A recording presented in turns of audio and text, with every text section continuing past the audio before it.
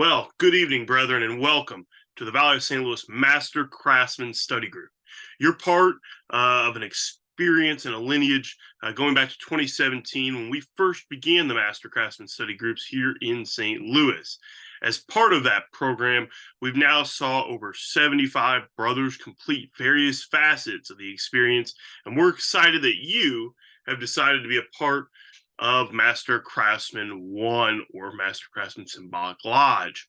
This year, we're changing it up a little bit in the sense that normally we have 7 virtual lectures that are paired with 7 in-person lectures. To change that up for flexibility and to keep up with the times in terms of the fast-paced lives of our participants, we're recording these lectures and providing them to you for your perusal. What we found was that while we had active participation in the virtual lectures, we felt that perhaps maybe the input wasn't as consistent, and it was very much a high-level overview. So we feel presenting these to you as recordings will be just as useful and helpful. This is our first stab at this, and we do expect to increase quality in both sound, visuals, etc. Going forward. So these will probably be re-recorded at some point. For now, this is our test run as we get the wheels up. I do want to first mention that you make sure you have purchased your text, Albert Pike's Esoterica. You can also get this in the Kindle version if you so desire. You will need this. Additionally, there is a select section of the reading, as you'll note in your syllabus, that is coming from the Scottish Rite Ritual Monitoring Guide. We will present this to you digitally as a PDF. You do not need to purchase the text. If you already own it, fantastic, but we are going to send you a PDF of that material, which you would probably receive around when you'll receive the link to this recorded call. Brothers, again, I hope you enjoy tonight's discussion. If you have questions at any time, feel free to reach out to the instructors, the teaching assistants, myself. Will always be there to answer your questions. If this format, after several meetings, seems to not be conducive to your learning styles, please reach out. We found that these lectures were great tee-ups for the in-person discussion, but if having them as a recorded format just isn't in the flow, we will look to going back to having them more interactive based on Zoom continuously. Again, thank you for your time. Welcome to Master Craftsman Symbolic Lodge. Let's dive in. Well, brethren, are you ready? We sure are, and we're excited to dig in to the first section of Master Craftsman Symbolic Lodge. I do want to encourage you and remind you, brethren, before you start any of these lectures as we go through, please make sure you reviewed all the reading material and the assignments laid out in prior emails and in the syllabus, and make sure you've listened to this lecture in full prior to the in-person meeting. Otherwise, you're going to be coming unarmed, and that's just no place to be. That's nowhere you want to start this program off with. So Master Craftsman Symbolic Lodge is truly a program developed for brothers of any level, no matter your experience, your interest points, wherever you may sit. This is open to Master Masons on up, and it's built to encourage you to dig into our fraternity, to dig into our lessons and our history and our symbols. And a lot of brothers who will come to this very quickly think that we're going to say and point out all these great secrets. You know, look yonder, brother, and behold the secrets of Masonry.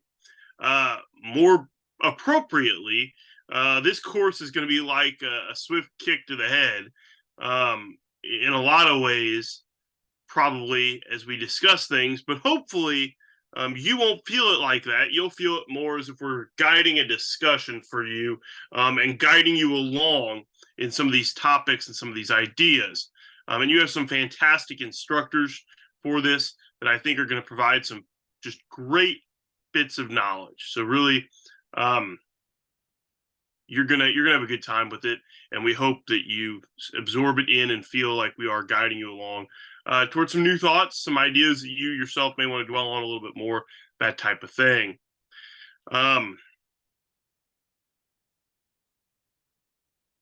It is pretty important we do note just for a second a little bit about what we are reading in terms of Pike's writing style, and just kind of mention that just for its own sake.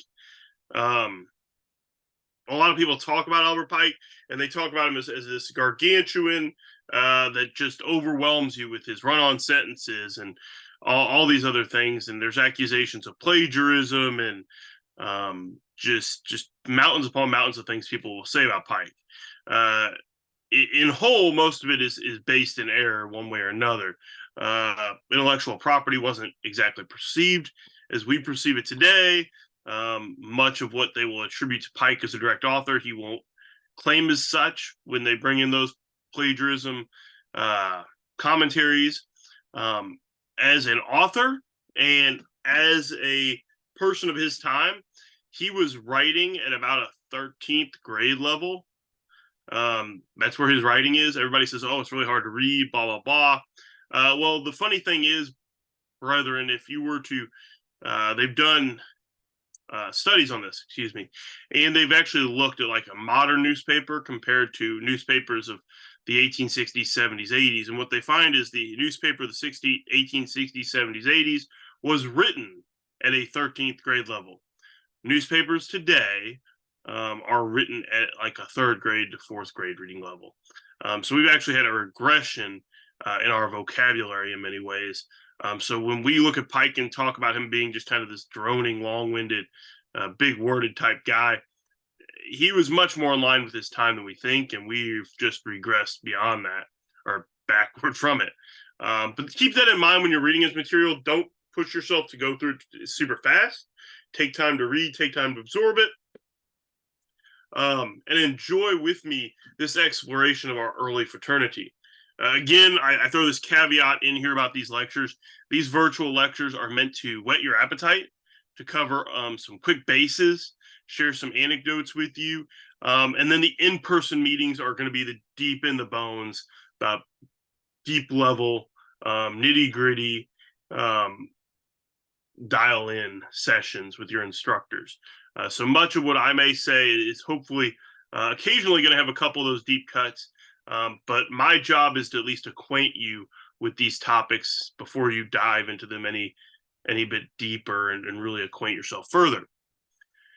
So we begin this discussion of early Freemasonry and early Masonic symbolism with a letter that Pike himself wrote to another brother, specifically Robert F. Gould. Gould is a noted Masonic historian. In fact, if you were to look in the Valley of St. Louis's libraries, you look in most Masonic libraries that are any age, you will note Gould's Masonic encyclopedias or Gould's histories. Very well-known author. But Pike writes him this letter, and he says, I had over 40 years of age when raised in the Masonic fraternity, and he had been 10 years since then a pretty hard student. He had for some years also been an odd fellow, and he had not become a Mason to be entertained with cheap symbolism that he had found in the Monitor.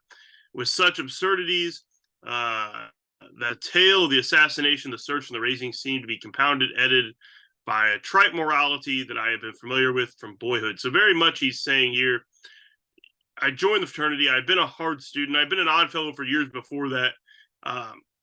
I hadn't become a Mason just to be entertained with cheap, simple stories or lessons of morality that I had known since I was a young man. He goes on to say that the symbolism of Masonry is, in his opinion, the soul of Masonry. When you shall read what I have written, referencing the lectures you're going to later read, you may have been led to take up and complete or at least carry the work further. It is a wide field, and I am conscious how little I have done to explore it. If it is said in our Western country, I have blazed the way for others, I am quite content. And that was Pike writing in December of 1888, several years before he passes away. He passes away in 1891. Gould, 2 years later, notes, almost taking a kick off of Pike's statement, that the symbolism of Masonry, or at all events, a material part of it, is of very great antiquity, and that in substance, the system of Masonry we now possess, including the 3 degrees of the craft, has come down to us in all its essentials from time not only remote from our own, but also to those of the founders of the earliest Grand Lodges. So very much carrying on that sentiment of Pike and carrying it forward. And we're going to dig into that, this idea of this antiquity of the symbols and their relationship to our craft as we go further on, and we push our way in deeper and deeper. Early Freemasonry. This is our first big dive in our first section, and I'm excited to cover it with you, as it always seems to lead to some intrigue, some interesting thoughts and opinions by brethren, and really I think you'll enjoy those discussions at the in-person meeting. When we look at early Freemasonry, we look at the fraternity from an early point. It's very worthwhile that we always approach it at least from the two schools of thought and perspectives that are used in our approach, our search, if you will. And these are the two schools of thought that are used by historians or Masonic scholars in approaching Masonry: the authentic school and the romantic school. And no matter how you look at these schools and all the systems of Masonry as they're interrelated, they all tie back to this idea, of course, that the three craft degrees, or the blue degrees, or the symbolic lodge degrees, are the foundation and the founding point. What are those two schools in clear, concise commentary? We have the Romantic School. The Romantic School believes all the Masonic legends, or cherry picks them if they need be. Any of the circumstantial evidence we can piece together, all that comes into play. The Authentic School takes a little bit of a different approach, of course. It's based on research. It advocates, of course, the idea of the transition theory, this idea that operative stonemasons in Scotland and England over time evolved through other influences from the gentry and such, and other outside scholars, Renaissance thinkers, things like that. And the approach grew and rolled from there, which differs. Now, looking at that from a more broad stroke scope, of course, the Romantic School is going to endorse things like the origin of Solomon's Temple, the relationship of the Tower of Babel to Freemasonry, the theories of the medieval Knights Templar, the Hermetic and Rosicrucian traditions in regards to Christian Rosencreutz, and carrying that to an interrelationship with the fraternity, and then that going forward. There are various traditions, of course, that link the Essenes to Freemasonry as an early sect, an early connected order. The ancient Egyptians, the other mystery schools, whether you're talking about the Eleusinians or the Mithraic mysteries, Dionysian, pick your bag of the day to walk home with, and you will find some way that there will be someone who has written an account of how Masonry is connected with it, or some great origin to it. We can all be reminded in Anderson's Constitutions that at least as time goes on, he claims that Noah is a Mason and his sons were Masons true, and how Adam was the first Mason. And he presents to us in our text, you'll even read an account at one point where it talks of Masonry being handed down through various kings and across countries and through knights and such till it ends up in England. All of that falls within the Romantic School. Are there glimmers? In my personal opinion, are there glimmers of truth to that? I think there's glimmers through this. And some of that is not really truly meant to be discussed in the scope of this course. Some of it falls more into play in some of our other Master Craftsman groups and in other bodies, Masonic orders. But I do think there's always something worth at least understanding those perspectives. So that's the Romantic School of Freemasonry. The Authentic School is a little bit different. It is obviously, as we discussed, based on history, based on evidence, research, what we can find as fragments from various other interactions in existence and in time. And admits that, and it boldly does admit, of course, that Freemasonry borrows its symbols, its legends, its traditions from a wide spectrum of cultural traditions, traditional groups, practices, things like that. It acknowledges that. But it believes that the evidence shows and proves that Freemasonry is a byproduct of the operative stonemasons of the 16th century and prior, as those orders of workmen evolved in their own scope as operative masons. Of course, Pike himself has his own opinions, he talks to us regarding Masonry's more romantic notions that much of what is styled Masonic teachings, Masonic symbolism, and Masonic jurisprudence is simply not. It's the rethrashing of old straw or the laborious discussions of trifles. Pike had some belief, some idea, some thought process in some of the older traditions of the Romantic school, but he also heavily weighed against some of the more fanciful ideas. We'll talk later about the fact that at one point Pike very much endorsed the idea that Masonry was a byproduct of the Egyptian mystery schools, but later he set that aside when evidence proved not in its favor, if you will. So Pike very much stepped away from more of the romantic notions, but I do find even that to be kind of a little interesting in a deeper context, because he does adopt some of those romantic thoughts through other aspects of the craft, which are worth our consideration later. But just know that he was much more leaning toward the authentic school than the romantic, but he did carry some of those ideas. Of course, our fraternity has a long history, a history that is layered with many different connections to different groups, different orders, different countries, things like that.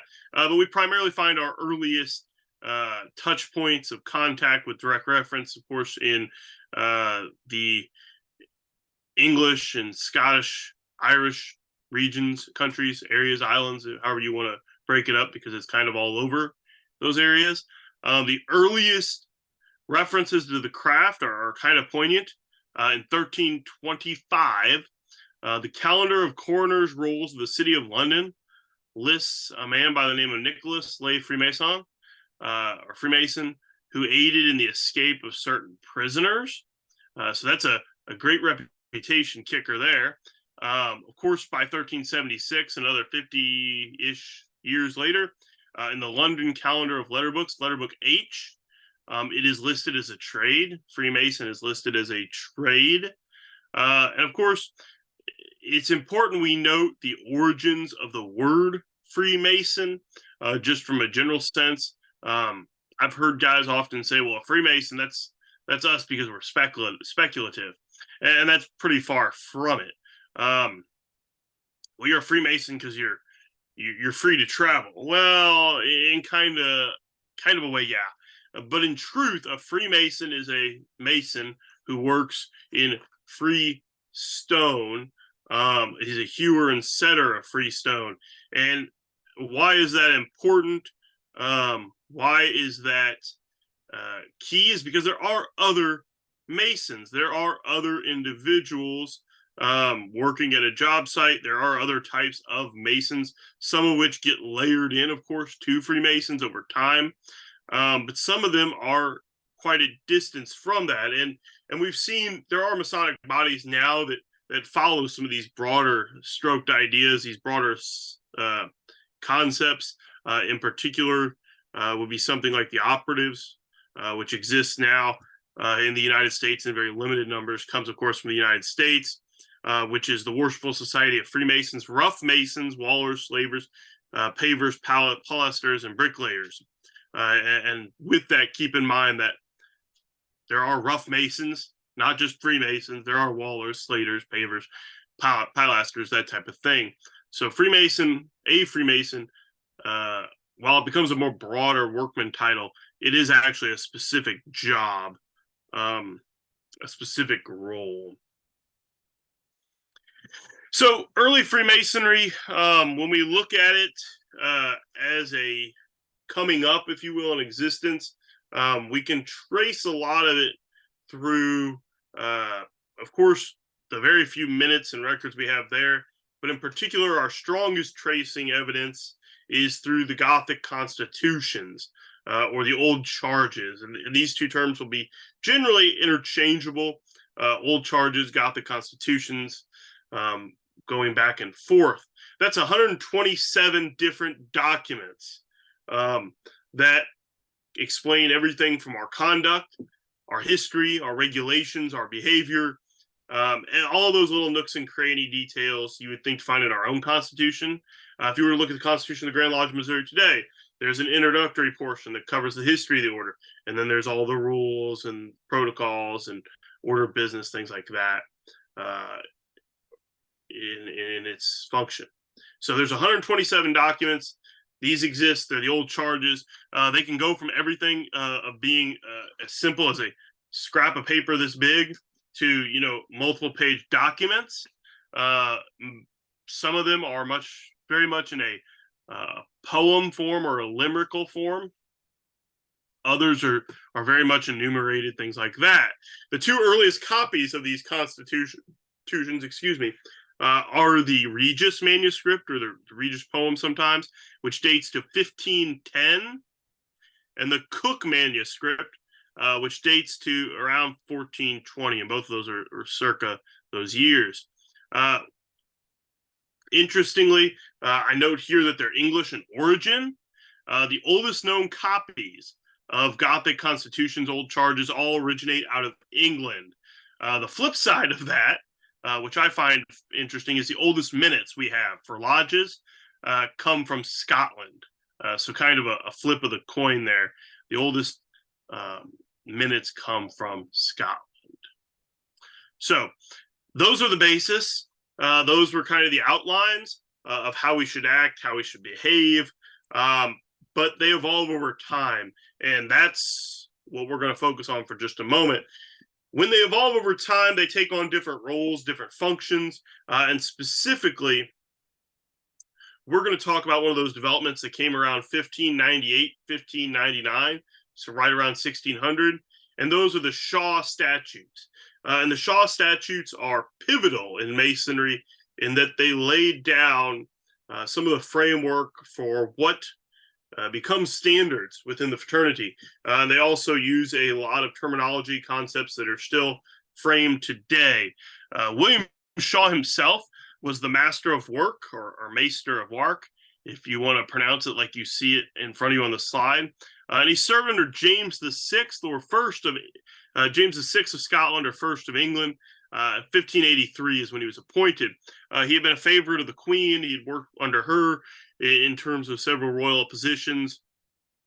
But he really took this Master of Work position to heart for one reason or another. And he wrote these statutes, one in 1598, and then it followed him again.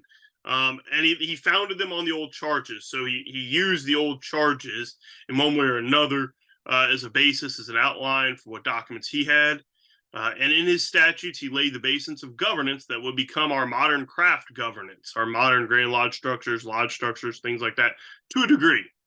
And of course, like I said, he introduced terminology we still use. In his statutes, he defined a hierarchy of wardens, deacons, and masters, and all things concerning their craft, referencing, of course, stonemasonry.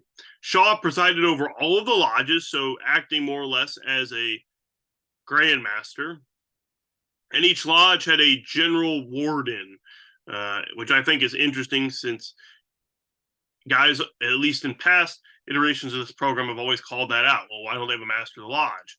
Well, if you read his hierarchy, he talks about wardens, deacons, and masters. That's top down. The wardens running the lodge, the deacons as the messengers, the active numeraries, and the masters.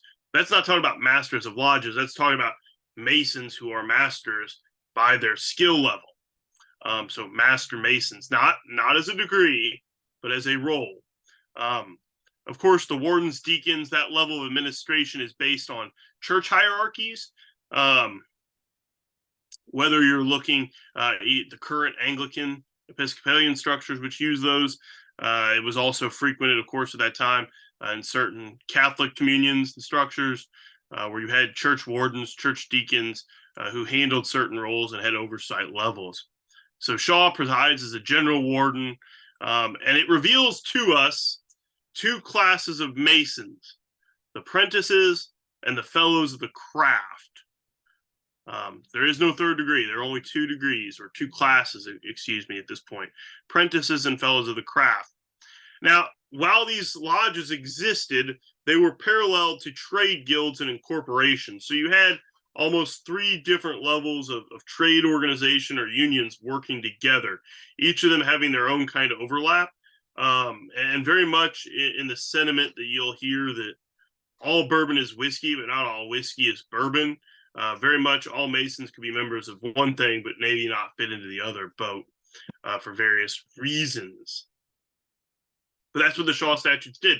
They added a government structure, a regularity to it all, and put some firm foundation to the craft, at least in Scotland, with a wash down to some degree in England, although probably had its most effect in the Scottish territory.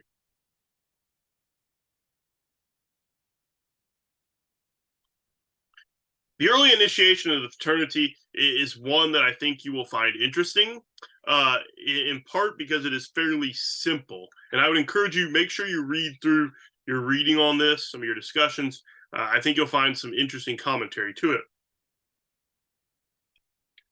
The initiation begins with a prayer and invocation on behalf of the candidate in the lodge, a description of the 7 liberal arts and sciences, recital of the history of the fraternity, reading of the old charges, so the regulations and rules. You were administered an oath or an obligation of secrecy, and you were communicated the Mason's word. Not the Master Mason's word, not the Master's word, the Mason's word. And the earliest evidence of this Mason's word dates to 1630. It dates to 1630. And keep that in mind. That's an interesting concept. We're going to talk about the Master Mason's word and the substitute word and some things like that later in this course. But keep that in mind. Now, there is more, of course, to this interesting ritual. And if we turn back to Shaw Statutes, we find it as part of the instruction he mentions for each candidate or for each brother. The statutes themselves promote an esoteric learning method that is supposed to be part of the initiation processes. Ye wardens of ye lodge kill winning, take trial of ye art of memory and sciences wherefore. Now, he makes that statement referencing the lodge at Kilwinning, Mother Lodge Kilwinning or Canongate Kilwinning, several of those in England, St. Mary's Chapel, Edinburgh, old as old can be. But he's specifically talking about the art of memory here. The art of memory, of course, if anybody's ever watched the old Sherlock, well, I shouldn't say old, but Sherlock with Benedict Cumberbatch, or you've ever heard of a memory palace, it's one and the same, more or less. The art of memory, it employs abstract images, architectural features to create a mental map, which assists in memory and memorization, facts, content, and data.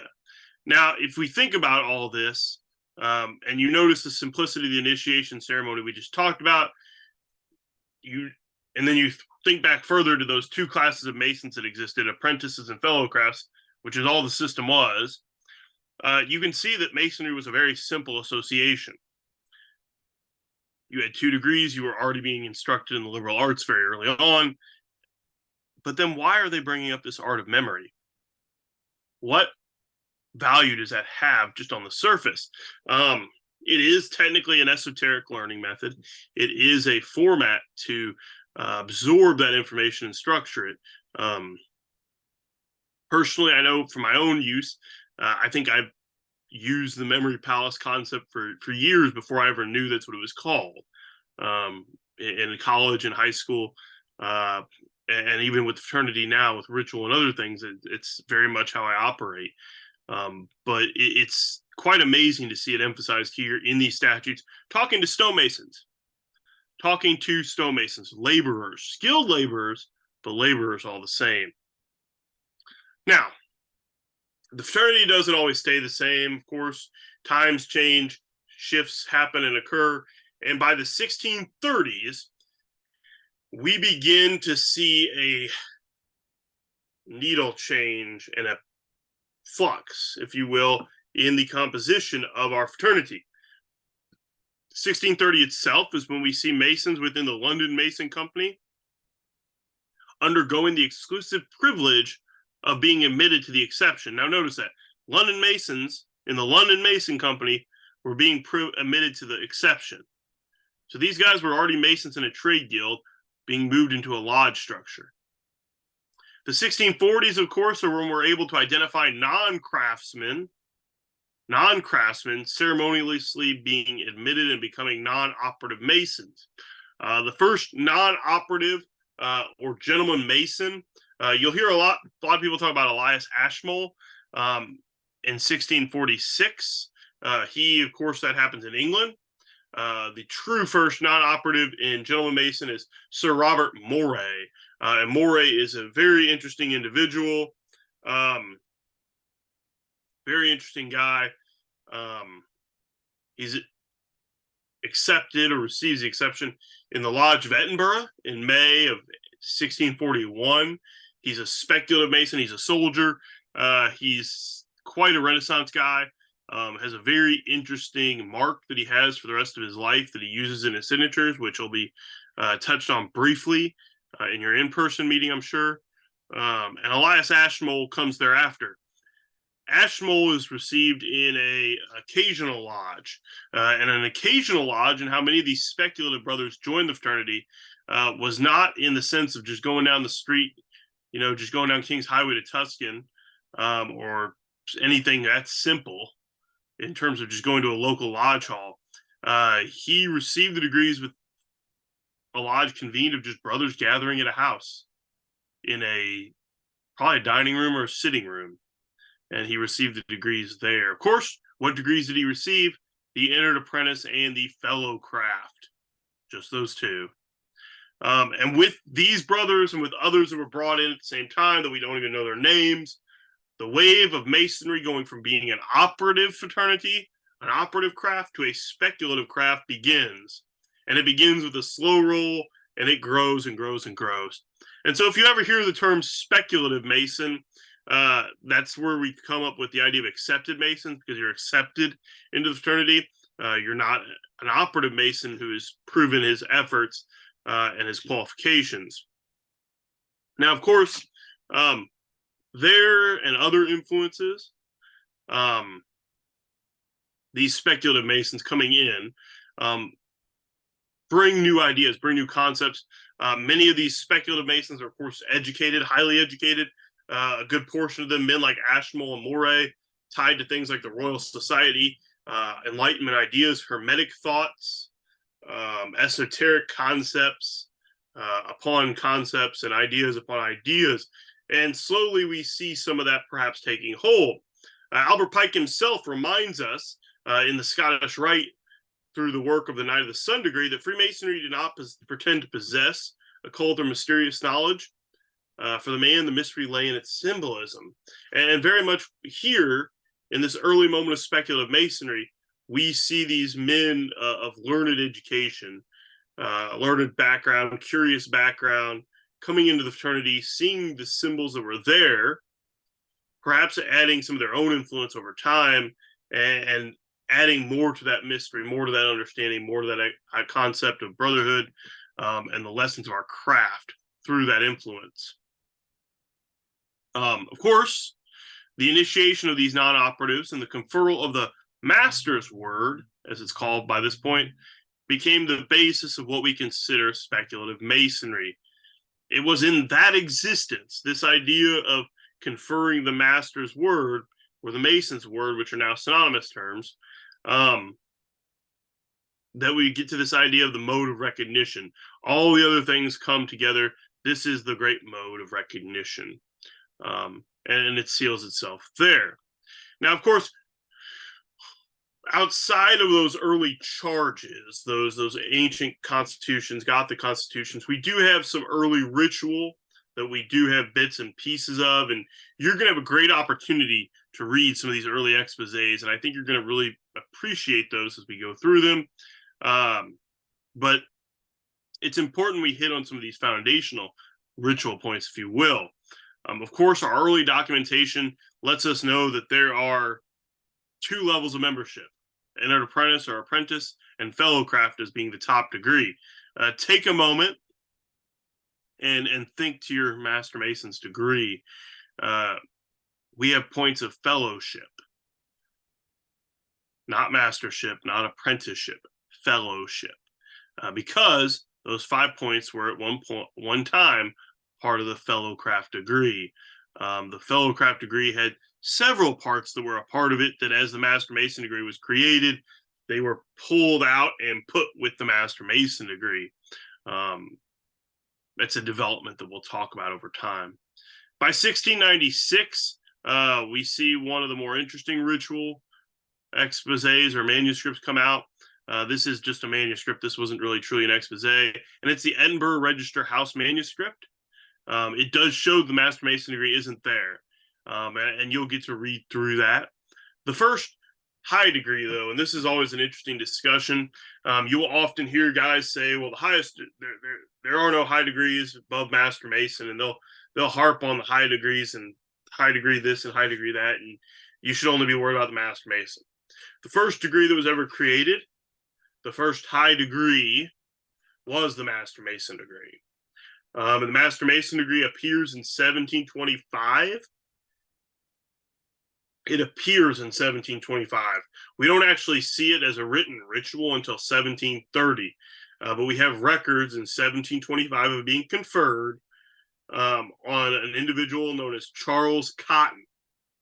Charles Cotton. And what makes that interesting, excuse me,